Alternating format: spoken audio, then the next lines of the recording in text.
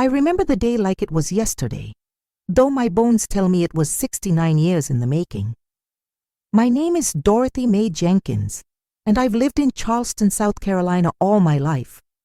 Well, except for those 2 glorious years when Harold and I lived in Atlanta after we got married.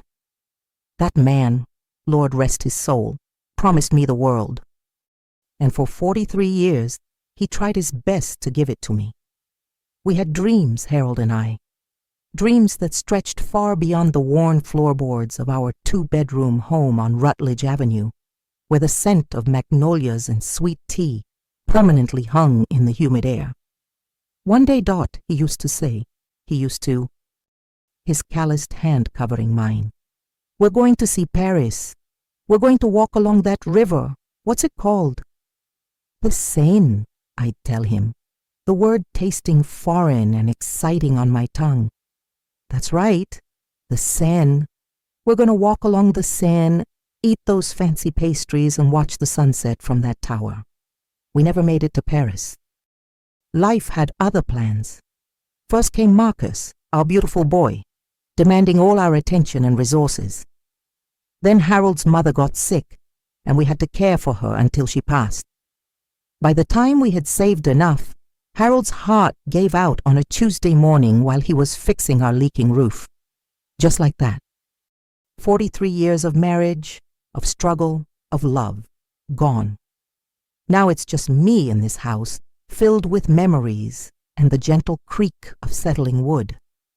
Well, me and Mr. Whiskers, the stray cat, who decided I was worthy of his company 3 years ago. My Social Security check comes on the 3rd of every month. $874 after working as a school librarian for 35 years. It's not much, but I've always been careful with money. My house is paid off, Harold made sure of that, and I've saved $68,030 over the years, tucked away in a CD at Wells Fargo, earning a measly 2.1% interest. Marcus, my only child, lives across town with his wife, Veronica. I remember the day he brought her home, all designer clothes and professionally straightened hair. She looked at our modest home with barely concealed disdain, her eyes lingering on the worn sofa where Harold used to fall asleep watching baseball games. I knew then that we would never be friends, but I smiled and offered her sweet tea because that's what my mama taught me to do. It's so quaint, she had said, not touching the tea. Marcus, you never told me you grew up so authentically. Marcus just laughed, too in love to notice the judgment in her voice. My son, my brilliant, kind-hearted boy, had somehow transformed into a stranger before my eyes. The child who used to help me bake sweet potato pies for the church fundraisers now winced when I mentioned anything about our community or our past. 2 months ago, I made a decision. Harold and I never got to Paris, but I was still breathing, wasn't I? My arthritis might slow me down, but it wouldn't stop me. I would go to Paris, Florence, and London, all the places we had circled in that old atlas we kept by our bedside. I would go for both of us. I booked the trip through Sylvia, my neighbor's daughter who works at a travel agency. 3 weeks in Europe, staying at modest but clean hotels, with guided tours in each city. The total came to $7,149, including travel insurance because, at my age, you never know.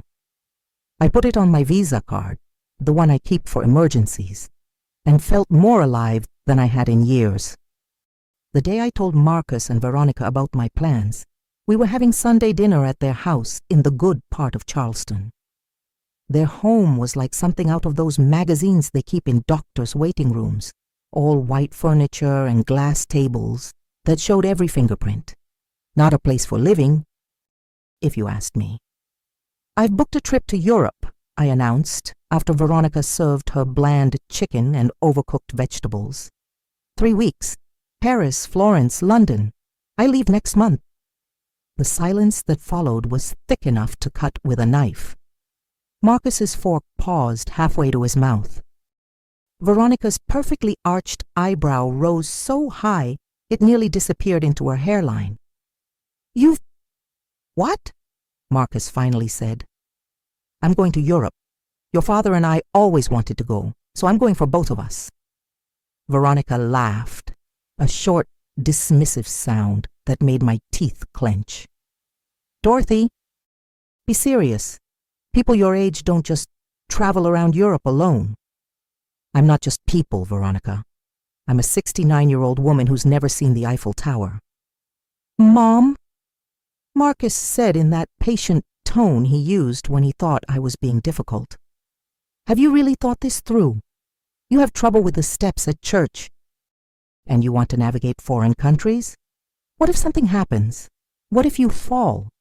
What if you need medical attention?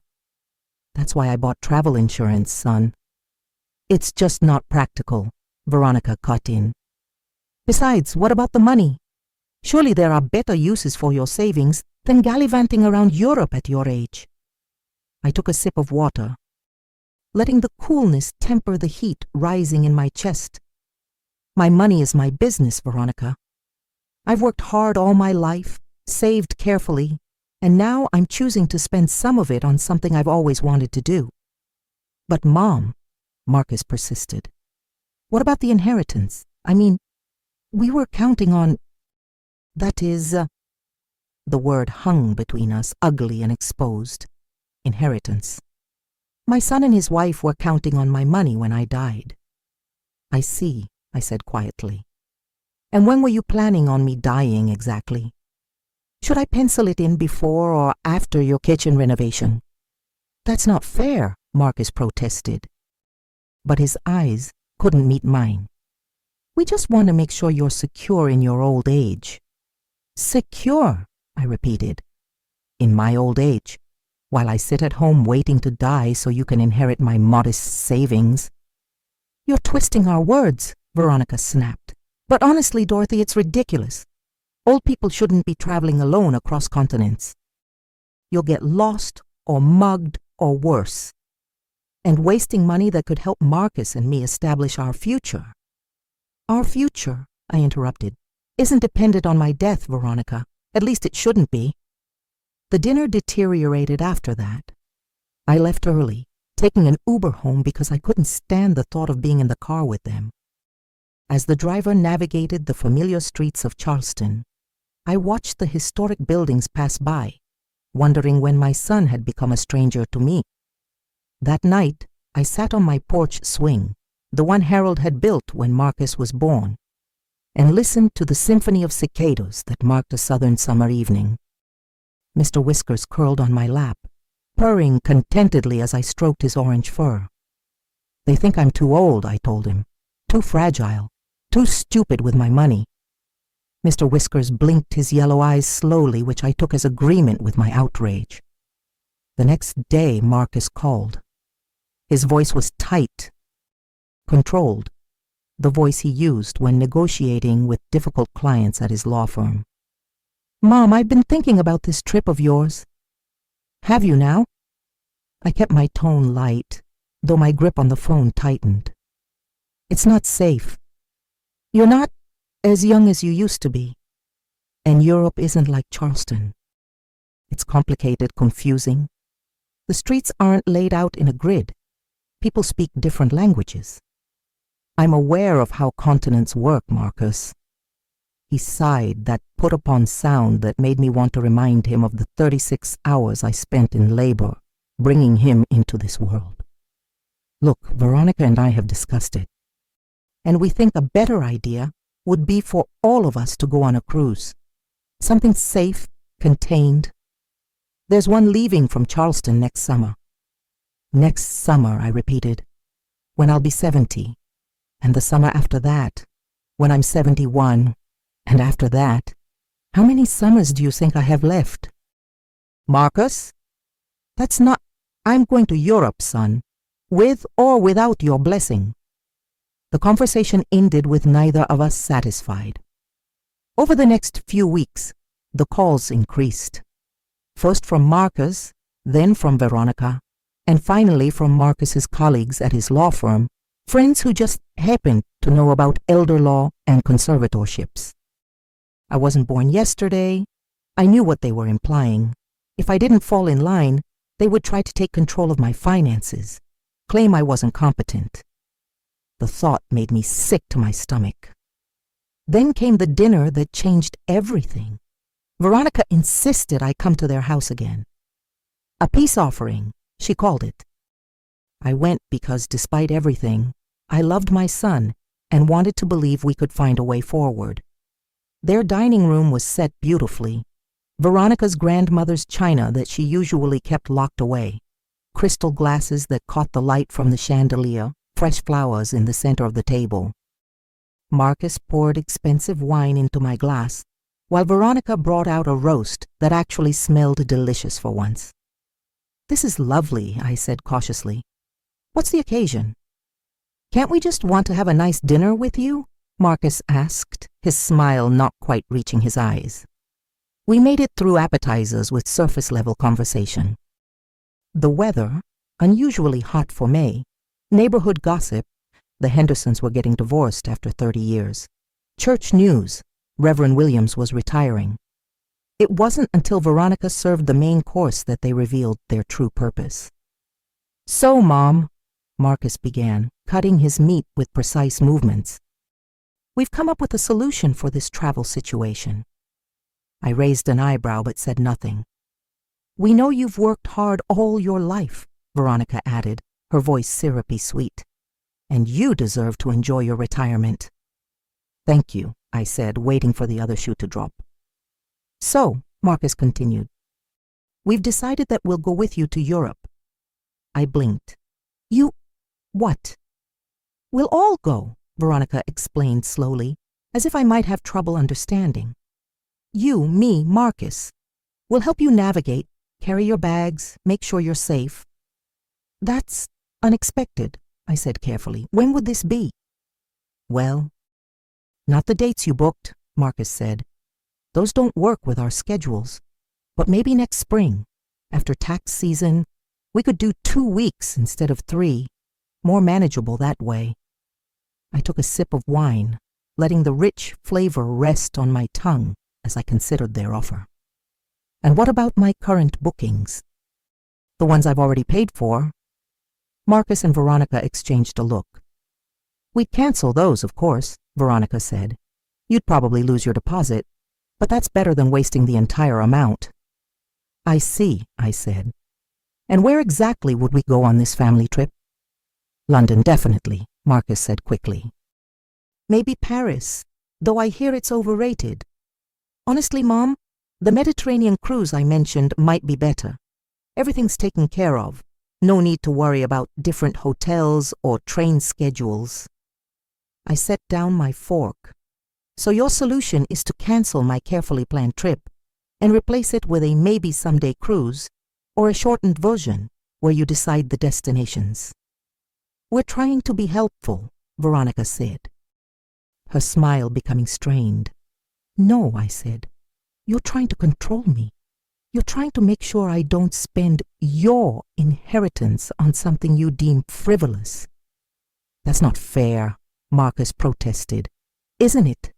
Tell me, if I said I wanted to renovate my kitchen instead of traveling, would you be this concerned? If I decided to buy a new car? Or is it just the fact that I want to do something for myself, something that brings me joy but doesn't benefit you in any way?" The silence that followed was answer enough. "I thought so," I said, placing my napkin beside my plate and standing. "Thank you for dinner. But I think I'll be going now." "Mom, don't be like this," Marcus pleaded. "Like what, Marcus? Independent? Having my own wishes? Refusing to sit quietly in my house until death comes for me?" "You're being dramatic," Veronica snapped, her facade finally cracking. "And frankly irresponsible. Do you know what assisted living costs these days? What if you fall and need care? What if your health declines? Who do you think will be responsible for those bills if you've wasted your savings on this ridiculous senior citizen backpacking fantasy?" I looked at my daughter-in-law, really looked at her and saw the naked greed beneath her concern. And beside her my son, my only child, nodding in agreement. "I need to go," I said. my voice steadier than I felt. "Fine," Veronica said, throwing her napkin down. "Go ahead. Be stubborn. But don't come crying to us when you're lost in some foreign country, or when you've spent so much on traveling that you can't afford your medications." As I gathered my purse and cardigan, I heard them talking in the kitchen, their voices carrying through the open doorway. "Honestly," Veronica was saying, "old people shouldn't be traveling anyway. They slow everything down. They need constant attention. They can't keep up. It's just selfish." And then I heard my son laugh, actually laugh, and say, "Maybe we should just cancel her tickets ourselves. Tell the travel agency it was a mistake, for her own good." I froze, my hand on the doorknob, as their words sank in. My own son, plotting to sabotage my dreams for my own good. I left without saying goodbye, the spring night air cool against my hot cheeks. As I waited for my Uber, I made a decision that would change everything. The next morning, I called my bank and moved most of my savings to a new account at a different bank. Then I called Sylvia at the travel agency. "I need to make a change to my booking," I told her. "Of course, Mrs. Jenkins. What can I help you with?" "I'd like to add 2 more tickets to my reservation for my son and daughter-in-law." "Oh, how wonderful!" Sylvia exclaimed. "A family trip?" "Yes," I said, a smile forming despite the heaviness in my heart. "A family trip." I gave her their information, paid for the additional tickets with my credit card, and asked her to send them a formal notification. That Sunday I went to church as usual, sang in the choir as I'd done for the past 20 years, and came home to find 3 voicemails from Marcos. I didn't return his calls. Instead, I waited. He showed up at my door that evening, Veronica in tow. Their faces were a mixture of confusion and suspicion. "Mom," Marcus said as soon as I opened the door, "what's this about tickets to Europe?" I smiled and stepped aside to let them in. "Please, come in. Would you like some tea?" "We don't want tea," Veronica snapped. "We want to know why we received confirmation of airline tickets and hotel reservations in our names." I settled into Harold's old recliner, gesturing for them to sit on the sofa. They remained standing. "Well," I said calmly, "I thought about what you said at dinner the other night, about wanting to help me travel safely, about making it a family trip, and I decided you were right." Marcus narrowed his eyes. "You decided we were right?" "Yes." "So I added you both to my reservation. Same dates, same hotels, same tours. We leave on June 15th, so you have about 3 weeks to prepare. I've already paid for everything, so no need to worry about that." But that's," Veronica sputtered. "That's impossible. I can't just take 3 weeks off work."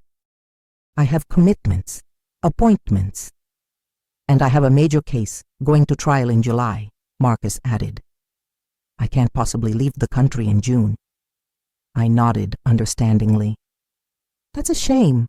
I suppose you'll have to cancel your tickets then." "Cancel?" Marcus repeated, then understanding dawned on his face. "Mom, what did you do?"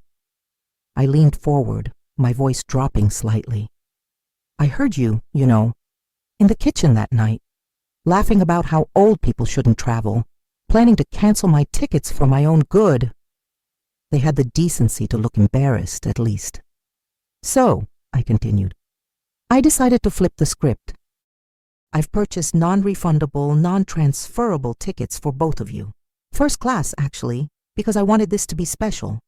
If you cancel, you lose everything I paid, and I paid quite a lot." This is extortion," Veronica exclaimed.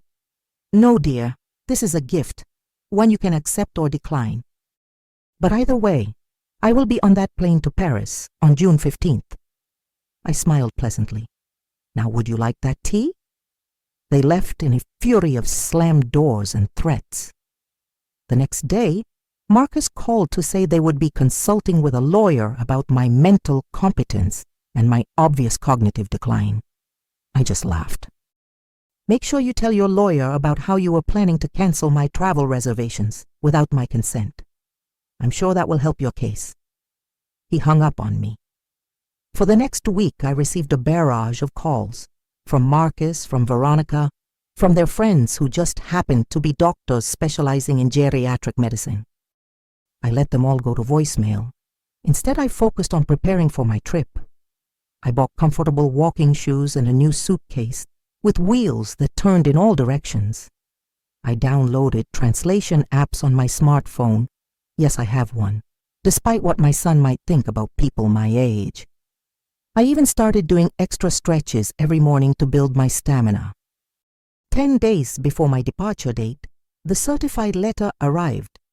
It was from Marcus's law firm, formally requesting that I submit to a psychological evaluation to determine my capacity to make financial decisions. The letter cited recent erratic behavior and concerning financial choices as the basis for this request. I read it twice, then called the one person I knew would help me, Judge Eliza Washington, my oldest friend from college, who now sat on the state court. We'd kept in touch all these years, meeting monthly for lunch and supporting each other through marriages, children, and eventually widowhood. "Lisa," I said when she answered, "I need your advice, not as a judge, but as a friend." We met for coffee that afternoon at our usual spot, a small cafe near the courthouse. I showed her the letter, told her the whole story, and waited as she considered the situation. "First of all," she said, sliding the letter back across the table, "they're bluffing. They have no grounds for a competency hearing based on you spending your own money on a vacation." "But they're lawyers," I said. "They know the system." "And I'm a judge," she reminded me with a wink. "I know it better. Trust me, Dorothy, trust me. They're trying to scare you. They can request all the evaluations they want, but no court is going to entertain this nonsense." "So what do I do?" Judge Washington took a sip of her coffee, her eyes twinkling over the rim. "You go to Paris. You see the Eiffel Tower. You eat croissants by the Seine. And you send them postcards from every single city you visit." I laughed for what felt like the first time in weeks. "But first," she continued, "you make sure your affairs are in order, just to be safe." The next day, I visited my bank and made sure all my accounts were secured with new passwords and security questions that Marcus wouldn't know. I called my insurance company to verify my travel coverage. And most importantly, I met with a lawyer, not from Marcus's firm, but a sharp-eyed woman recommended by Judge Washington, and updated my will. Previously, everything would have gone to Marcus. Now half would go to him, and half would be divided between my church's scholarship fund for underprivileged children and the local animal shelter where I volunteered once a month. I also added a specific clause stating that I was of sound mind and body when making these decisions, with a note about the attempted interference with my finances and travel plans. "This should discourage any post-mortem challenges," my new lawyer said as I signed the documents. "But let's hope it doesn't come to that for many years." 3 days before my departure, I received another call from Marcus. This time I answered. "Hello, son." "Mom," he said, his voice subdued. "We need to talk." "I'm listening." He cleared his throat. "Veronica and we've decided not to pursue the competency hearing." "How generous of you." "Mom, please, we're worried about you. This trip, it's not safe for someone your age to travel alone." "I'm 69, Marcus, not 99. I'm in good health, I have travel insurance, and I've planned everything carefully. I'll be fine." "But what if you're not? What if something happens? What if you fall or get sick or—" "Then I'll handle it," I interrupted. "Just like I've handled everything else since your father died. Just like I handled raising you alone when he was working 2 jobs to put food on our table." The silence stretched between us, filled with unspoken resentments and fears. "Look, Marcus," I said finally, softening my tone. "I understand you're concerned. But you need to understand that this is something I need to do. For me, for your father. I've spent my whole life putting everyone else first. My parents, my husband, my child. Now it's my turn to do something for myself. I just don't want to lose you, he said, his voice cracking slightly. Oh, baby, I sighed, the old endearment slipping out. You're not losing me. You're just letting me live while I still can. I heard him take a deep breath. I canceled the tickets you bought for us, as you probably expected. I did. The travel agency said there's no refund. I know. That's a lot of money, Mom. Consider it the cost of learning a valuable lesson. Never underestimate your mother. He laughed then, a genuine laugh that reminded me of the boy he used to be. I guess I deserved that. You certainly did. Another pause, this one less tense. Will you at least call us when you get there? Let us know you're safe. I will, I promised. And I'll bring you back something from each city. I'd like that. We said goodbye with a tentative truce established. It wasn't perfect, and we had a long way to go to rebuild the trust that had been damaged, but it was a start. On June 15th, I locked my front door, patted Mr. Whiskers goodbye, my neighbor would be looking after him, and climbed into the taxi that would take me to Charleston International Airport. As we pulled away from the house that held so many memories, I felt a mixture of excitement and trepidation. I was really doing this. After all these years of dreaming, I was finally going to see the world. The airport was busy, full of summer travelers with their rolling suitcases and neck pillows. I checked in at the counter, proudly presenting my passport, new and unstamped, waiting for its first adventures. As I made my way to the security line, I heard someone call my name. Turning, I saw Marcus hurrying toward me, slightly out of breath. I wasn't sure I'd catch you, he said, bending down to kiss my cheek. What are you doing here? Shouldn't you be at work? He shrugged. I took the morning off. Couldn't let my mom start her grand European adventure without saying goodbye. Could I? I felt my eyes grow damp. Thank you, son.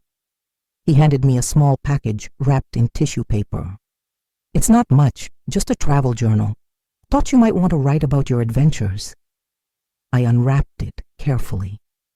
The journal was bound in soft blue leather with My Journey embossed in silver on the cover. Inside, the first page had a handwritten note. To Mom, brave enough to chase her dreams. Love, Marcus. It's perfect, I whispered, pulling him into a hug. As we embraced, I caught sight of someone standing a few yards away, watching us uncomfortably. Veronica, I said in surprise. She approached cautiously, as if unsure of her welcome. I brought you these. She held out a pair of noise-canceling headphones. For the flight. It can get loud, especially if there are children. I accepted them with a nod. Thank you. We stood there awkwardly for a moment, this strange family of mine. Well, I said finally, I should go through security. Don't want to miss my flight. Of course, Marcus said. Then hesitantly, Mom, have a wonderful time. See everything. Do everything. Take lots of pictures. I will. And Mom, Veronica added, her voice softer than I'd ever heard it. Be safe. I nodded, surprisingly touched by their presence, by this small gesture of reconciliation. As I walked away, I heard Veronica say to Marcus, You know, my grandmother traveled to Greece when she was 75, said it was the best experience of her life. I smiled to myself. Maybe there was hope for us after all. 6 hours later, I was on a plane crossing the Atlantic. As I watched the clouds below us turn golden in the setting sun, I opened the journal Marcus had given me and began to write.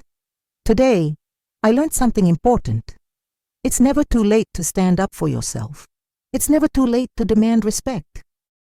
And it's certainly never too late to see Paris. Harold, my love, we're finally on our way. 3 weeks later, I returned to Charleston with my passport stamped, my camera full of photos, and my heart lighter than it had been in years. I had stood beneath the Eiffel Tower and watched the lights twinkle against the night sky. I had wandered through the Louvre and gazed upon the Mona Lisa's enigmatic smile. I had eaten gelato by the Trevi Fountain and thrown in a coin to ensure my return. I had walked the Tower Bridge in London and watched the changing of the guard at Buckingham Palace. More importantly, I had discovered parts of myself I'd forgotten existed. My courage, my curiosity, my capacity for joy. I had navigated foreign cities, ordered meals in broken phrases paired with enthusiastic hand gestures, made friends with fellow travelers and locals alike. I had proven to myself and to my son and daughter-in-law that age was just a number, not a limitation. When Marcus and Veronica came to welcome me home, something had shifted in our relationship. They listened with genuine interest as I showed them my photos and told them stories of my adventures. They helped me unpack the souvenirs I'd brought back: a small Eiffel Tower for Marcus's desk, a silk scarf from Florence for Veronica. "So," Marcus said as we sat on my porch that evening, the familiar chorus of cicadas surrounding us. "Where are we going next?" I raised an eyebrow. "We?" He shrugged, a smile playing at the corners of his mouth. "If you can't beat 'em, join 'em, right? Besides, Veronica and I were thinking, maybe we could plan a family trip for Christmas, somewhere warm. The Bahamas, maybe? Or Hawaii?" I looked at my son, really looked at him, and saw something I hadn't seen in a long time: respect. "I'd like that," I said, reaching over to squeeze his hand. "I'd like that very much." As they left that night, I settled into Harold's old recliner, Mr. Whiskers purring contentedly in my lap. The house felt different somehow, still filled with memories, but no longer weighed down by them. Now there was room for new dreams, new plans, new adventures. "You were right, Harold," I whispered into the quiet room. "Paris was everything you said it would be, and this is just the beginning."